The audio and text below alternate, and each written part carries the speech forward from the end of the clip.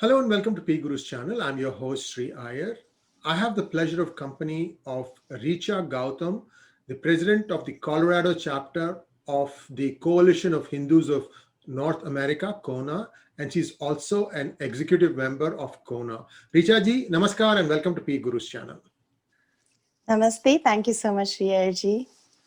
So, Richa ji, as part of CONA, you are responsible for making sure that the messaging on the Citizenship Amendment Act throughout the United States and perhaps outside too, that it is done in the way it is intended for. It's a very humane act. We all know that, but somehow some mischievous elements have taken this out of context and tried to paint it in a totally different light.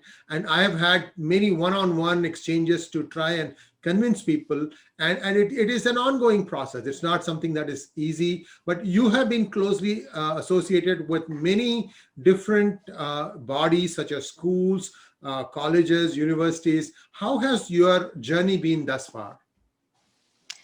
Thank you. Thank you for this wonderful question, because the journey actually has been pretty interesting. It started close to the November 2019 Kashmir resolution.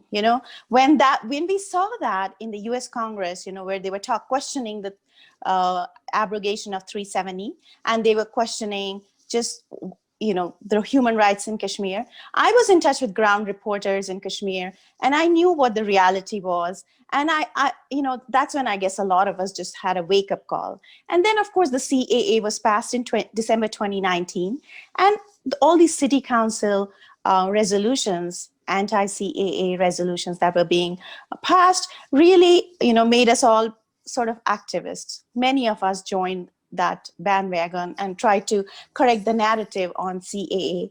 And, I think it's an ongoing battle, like you said, because now it's the farm bills. I mean, if the farm bills are coming to Canada and they're coming to, we're talking about Indian farmers here, then obviously it's a political agenda. So that's very clear. But from my personal perspective, I find it the most insidious and most difficult to deal with is the fact that this is entering the schools, and not just college campuses, it's entering middle school even.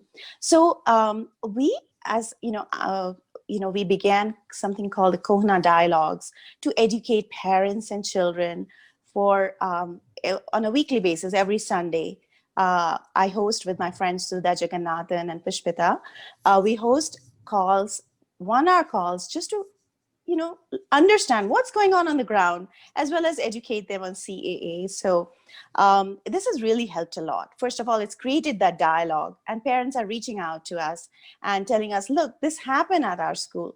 So someone said, about 4 months ago, there was this Rohingya issue that I just thought, okay, let them talk about it. But now they reach out to us and, they immediately want support. So we have created a support system from the national level. We reach out to schools, and I can give you some examples of the schools and, the kinds of issues we faced. Yeah, please go ahead. Okay. So I think one of the most divisive campaigns that we heard about from one of the parents was in Maryland, where there was an India Awareness Day, and they tried to, around the August 15th, and they tried to create this whole divisive sort of program where the kids were supposed to dress up in saffron or green. So, the connotation obviously is, not lost upon people who come from India, but the Western audience is not clear about what these colors mean. So it was a program that was going to go ahead, and obviously, the CAA supporters were supposed to dress up in green, and, it would have sidelined kids who were wearing saffron. So luckily we had parents who were, strong enough to stand up, and, Sapna Rainaji, she's a strong activist, and she took up the cause, and with support of other parents, they pulled down this whole program. And they said, they once they educated the principal, and once they told the teachers and the school authorities, that they didn't want to do it either. So the fact is that we need to stand up and talk. We need to make our voices heard. And there was another school in North Carolina. The mother was so distressed. It was a middle school. And this student came to her mother. And luckily, she, like I said, some kids are good. They've been educated on what Hinduism is, what India is, the democracy there. So she said that, this is what they're talking about, that the CAA is against, Enlightenment ideas. And, the irony doesn't escape me that the Enlightenment process in Europe was largely driven by ideas from India. So the fact that they're now trying to say that the CAA is against it, the parent was able to take some of the materials that I sent to her and, take it to the teacher. So they did tweak it a bit, but we are still working with that school to make sure that this is completely taken out of the syllabus. This doesn't need to be there. It's a political matter. And how often do middle schoolers have to deal with these kind of deep, mundane laws, first of all? Who's going to read that in detail? So then they're just reading media reports, and the media is definitely co-opted by certain insidious elements. So those are two big examples, but we had another one where debate was going to be held in a Texas authority, which does school debates across the nation, was going to have Hindu nationalism, CAA, and such topics as part of the debate. And we were able to, again, contact the national authorities and talk to them that, there is another narrative to this. There is another side to it. And if you're doing this, we need to probably do some other topics too. So they pulled it out. So the point is, if we reach out, we have been able to succeed. And at least at the school level, which run with taxpayer money, they do give us an ear. They do listen to us. So I would recommend to all parents to reach out to us, join the Kona dialogues, and make sure to reach out to school bodies when they see anything like this happening, because it impacts the children. It's a sort of systemic bullying. If I'm being told consistently that India has these issues, whereas India is one of the sole surviving democracies in that neighborhood, Yeah. right? So that the irony is not lost on me, and hopefully the kids will understand when we educate them. And we're lucky to have students join us in our dialogues, parents join us and listen and take the message forward.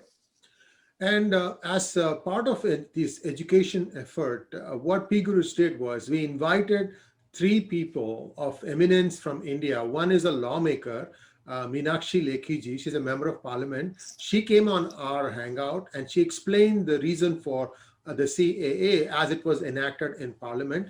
We also had a governor of a border state, Meghalaya, Sree Tathagata Roy, who explained the situation as it exists in the border states of India and the need for this law. And thirdly, we had the additional Solicitor General to come and share the legal aspects. Who was included, who was excluded, what was the rationale for that, what were the numbers, what were the dates, how many people are going to be affected. All that stuff was explained. And therefore, these three videos together forms a complete set of the thinking behind the passing of this citizenship amendment. And I might also add to your viewers that the anti-CAA resolutions that are being passed, they are being passed by democratic run city councils. And interestingly, many Democrats, including the current Vice President-elect Kamala Harris, as well as Bernie Sanders, are signatories to a letter that was written to Mike Pompeo a few months ago, requesting him to fast-track the citizenship of Hindus and Sikhs, about 5,000 in number, who are stuck in Afghanistan. So on the one side, the Democrats are passing this resolution. On the other side, they're also requesting the government to act on a humane manner. So which one is the real thing? The truth is that there are reasons why CAA is drafted in the way it is drafted. And you have to understand that. And it's not a blanket statement when people say, oh, well, some people are excluded. That's not true. So Richa ji, if there's anything else you would like to add, I'd like to, encourage you to do that. And then perhaps if you have a Kona website that you would like to share details of, so people can come and get the information from them. Absolutely. So I'll start with the last point that yes, we do have a Kona website where we have a special section dedicated to CAA, and we have lots of material there. And mainly, we did a conference, so we have we invited experts, and we have a ton of stuff to share with the parents. So even if they don't reach out to us, they want to educate themselves and their children, they can just pull a lot of information from right there. And so, yeah, when you say that, yeah, the Democrat city councils are passing all of these resolutions, I want to talk to parents who like to tell me that, hey, I'm apolitical, I don't like to deal with these kind of things. Let them do what they're doing. But what I'm seeing is that there is a lot of percolation that is happening. If the city councils are passing these resolutions, that information is shared in the media narrative is set, and eventually the schools, sometimes when they have research papers to write and things like that, they are reaching to these same media outlets to understand, and the school authorities are being told by organizations like ISNA. So again, I think I forgot to mention that when the India Awareness Day campaign of saffron and green, fancy clothing was being put out, that was being put out by the Islamic Students Association. So this campaign is not coming out of some, thin air. It is being planned, programmed.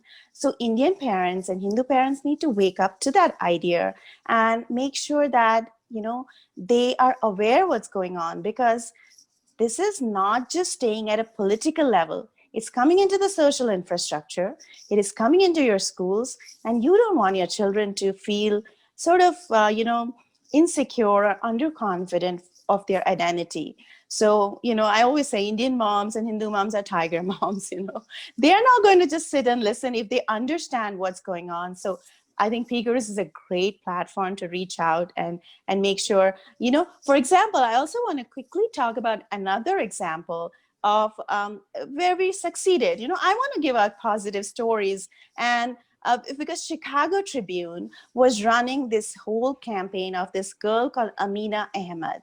And Amina Ahmed was saying that, the CA is going to take away the citizenship of the Indian Muslims, and, it's not going to allow Muslims to enter into India. And it's all false narrative. So we took all of the information, and Sree Iyerji, you mentioned the Solicitor General. We got a lot of information from him as well, and we used some of the information from the Indian, websites and things like that, which are official legal websites, and we send it to Chicago Tribune, the newspaper.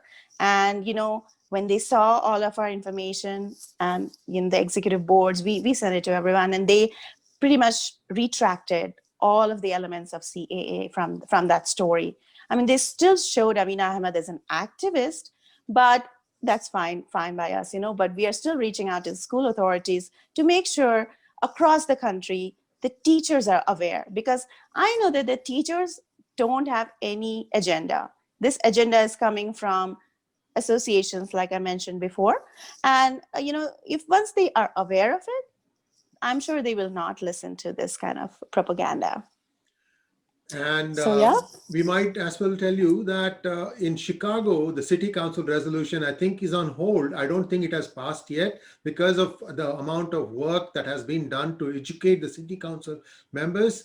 Some of them actually have seen through this stuff. So there is some pushback, and our pushback and our education of the city council members is starting to yield results. So let us wait and see. We have a job to do. We love our Janma Bhumi. We also love our Karma Bhumi. We want the best for both. And with this, I wish you all the best. Sree, I want to add just one point there. Please go ahead. You're so right. The reason Chicago, and I'm sort of part of the national teams, I do get involved in some of these events, and the Chicago team has succeeded largely because there's such a strong political activism there from a long time. There's a lot of people involved, and once the constituent voices reach the city councils, they're afraid to pass something like this. The second point I want to make is that of what happened in the Alameda County. So in the Alameda County, even though news reports are sometimes saying it's a resolution, which it was not. It was a proclamation. So resolution is discussed in the city council, and a proclamation is just, probably done by a mayor, and it's not democratically, discussed or anything in a meeting. And these are being done, like you told earlier, in a very quiet and, sort of a secretive manner. So hopefully someone in Alameda County is going to wake up. If the constituents stand up and write to this mayor, to the city council, that this proclamation is too political, because proclamations are not supposed to be political, and this is not a correct depiction of human rights issue, as they are saying. Then if because there's a sizable population out there which can actually talk to the city council and the mayor. So all I want to say is that hopefully someone is listening and they will reach out. And I want to give hope from all the activism that we are doing, and we are seeing results. And the Chicago City Council, yay to you guys, for and all the Indians out there. Richa ji, Alameda County is most likely the county of residence for the Vice President-elect Kamala Harris also. And she is Indian American in the sense that her mother was born in India. And it's important that a vice president rule for the entire country, entire United States of America, and takes everybody along. So this perhaps is not going to paint her in a very positive light. Let's hope that people understand the implications of even simple things like proclamations. Alameda County is my neighboring county. I live in Santa Clara County, which abuts that. So I am a little disappointed. I'm also very disappointed that this went under the radar for that long. But these things happen. They have a plan for this. Unfortunately, these are misguided elements, but they have a lot of funding in their disposal. That's what makes this thing doubly harder. Thank you very much, Richa ji, and all the best in your endeavors. Thank you, Shreya ji. Thank you for hosting me.